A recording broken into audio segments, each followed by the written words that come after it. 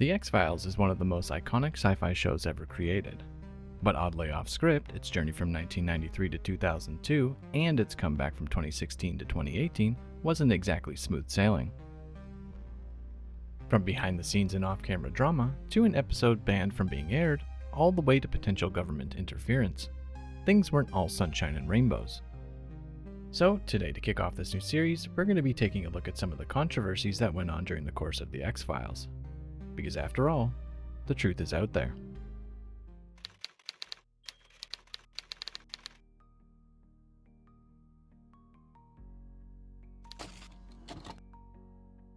Gillian Anderson was just as important to the X-Files as David Duchovny was. Same screen time, same lines, the whole deal. But behind the scenes was a totally different story. For the first 3 seasons, she was paid way less than her co-star was, even though she was just as crucial to the show. And if that wasn't bad enough, it didn't stop at just her paycheck. In an interview she did in 2009, she spilled some more details about it. The way we were directed by the studios, I was to walk behind him, never side by side. I mean, that is effing priceless when I think about it now. When we would get out of the car and walk towards the house, I would have to be behind him, even though I had equal dialogue. And it wasn't just the 90s when she got the short end of the stick. In 2015, when talks started for the reboot, Fox again tried to lowball her, offering only half of what her co-star was getting. As she put it, "There's no point in dealing with my side first, because as usual, they had come to me with only half of what they wanted to offer David." When she refused to accept less, Fox finally agreed to pay her the same as her co-star. Given the topics that the X-Files covered, it may come as no surprise if I told you that the US government might have actually been watching the show. The show creator, Chris Carter, revealed that after certain episodes aired, he had someone come up to him warning him that he was very close to the truth, stating, "I had someone come up to me during the original run of the series, who said they worked in some high place in a secret government agency, and said that we were very close to the truth. I didn't know whether to take that person at their word or not. I can tell you this. When I wrote the 1993 pilot, I called the FBI to do some research, and they were nice enough, but didn't really give me the time of day. Then, all of a sudden as we got close to airing, the FBI called and said, 'Who are you and what are you doing?' And for a second, I thought it was going to be the long arm of the law coming in to shut me down." Now, to be fair, there's no actual evidence to back up Carter's claims. There's no proof that the X-Files or its creators ever got direct warnings or threats from the US government or any of their shady agencies. But if history has taught us anything, it wouldn't be the first time they have done something like this. Meddling behind the scenes isn't exactly out of character for them. So, until we have some real proof, we may have to chalk this one up as just another X-Files conspiracy. Do you think this could have actually happened? For years throughout the show's run, rumors flew that the iconic X-Files duo couldn't actually stand each other in real life. You would have never known about it or been able to see it, especially with the insane chemistry the two had on screen. No, I'm seeing a whole new side of you, Mulder. Is that a good thing? I like it.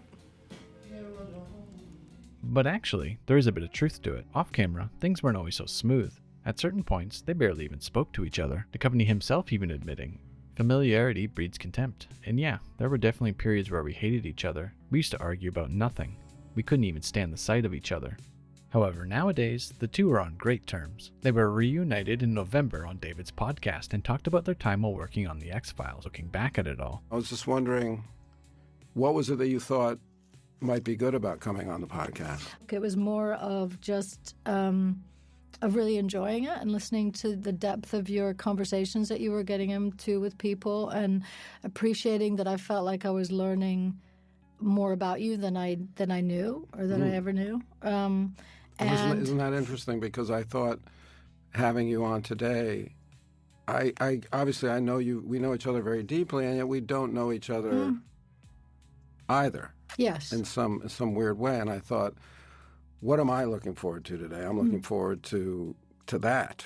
Yeah. You know, even if it's just biographical. I don't know that we ever sat down and said, no. "Hey, what was your childhood like?"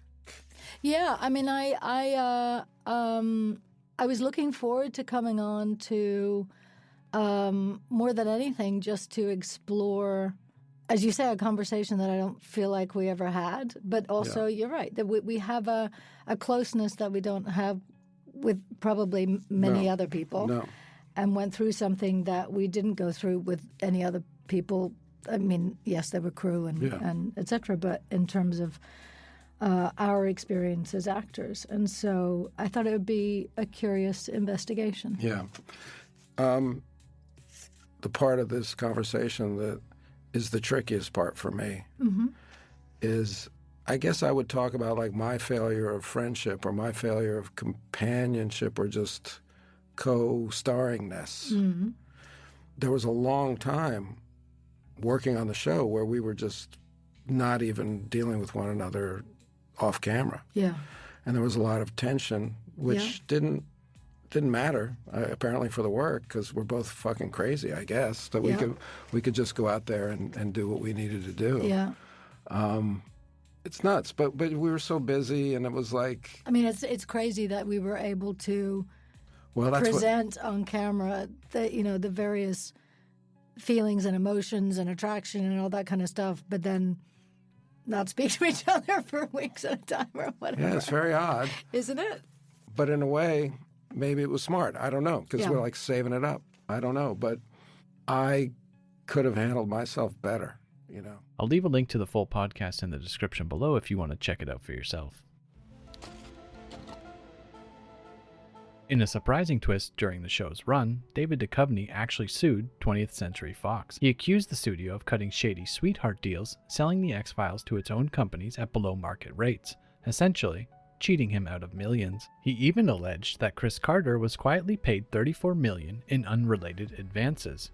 Basically, hush money. The lawsuit also created tension between Duchovny and the studio, and many believe that's why Mulder was almost entirely written out of the show. In the end, the case was settled out of court, with Duchovny reportedly walking away with around $20 million. The lawsuit had created some serious tension between Duchovny and the studio, and many believe that's why Mulder was almost entirely written out of the show. After the lawsuit, the show just wasn't the same, which is probably why the show ended after season 9. You can't have Scully without Mulder, and vice versa. The X-Files was all about the bizarre, the creepy, the downright terrifying, and the conspiracies, but one episode was actually banned from TV for 3 years. Season 4's episode 2 of The X-Files, titled Home, originally aired on October 11th, 1996, and let's just say, viewers were not happy about it. The episode was so shocking to viewers that Fox refused to show it again for years, not allowing it to be aired. For those who haven't seen it, I'll give you a quick rundown of the episode. This episode kicks off with a deformed, grotesque-looking family delivering a baby, only to immediately say, "No thank you," and bury it. It jumps ahead to a bunch of kids playing baseball, who eventually stumble upon the deformed baby's corpse. So of course, Mulder and Scully roll into town to investigate. During their investigation, it leads them to the grotesquely inbred Peacock family. Eventually, the town sheriff and his wife are brutally murdered in their own home.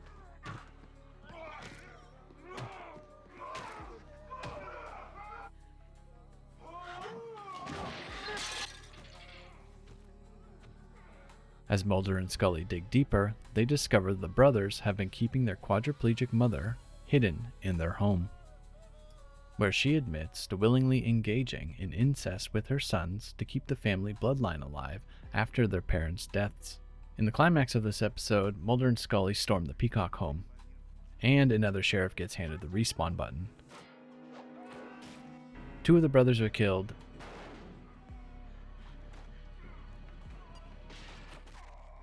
and Miss Peacock and her eldest son manage to escape, vowing to rebuild their family. There'll be more. And that's pretty much Home in a nutshell. It's a bit twisted, but I don't think it's that bad of an episode. It's still widely considered one of the better episodes from the show, but for people watching back in 1996, yeah, they probably weren't expecting that level of disturbing when they sat down to watch. Fox wouldn't allow it to be aired for almost 3 years, but in 1999 they finally brought it back as a Halloween special, leaning hard into its banned status as a marketing hook to boost viewership. Nowadays, this kind of stuff barely raises an eyebrow from most people. There's way worse on TV currently compared to what there was back then, but back in the 90s, this was not the kind of thing people expected to see on television, so you can probably understand why it was removed at the time. So, before we wrap this video up, I've got one more for you. Did you know that Fox originally wanted Pamela Anderson to play Dana Scully instead of Gillian Anderson? No, seriously. They were looking for someone flashier, sexier, and more in line with that classic Hollywood bombshell look. You know, this. Can you imagine that version of Scully every episode? Because that's exactly what Fox had in mind. Thankfully, Chris Carter wanted someone grounded, smart, and serious, and a character who actually fit the role and not just looked good. And for my Scully, I'll choose Jillian over Pamela any day. Thank you for watching today's video. I hope you enjoyed it. What do you think of these mentioned in this list? Do you think I missed any good ones? Let me know what your thoughts are in the comment section below. And don't forget to hit the like button and subscribe to the channel for more videos like this one. Thanks again for watching.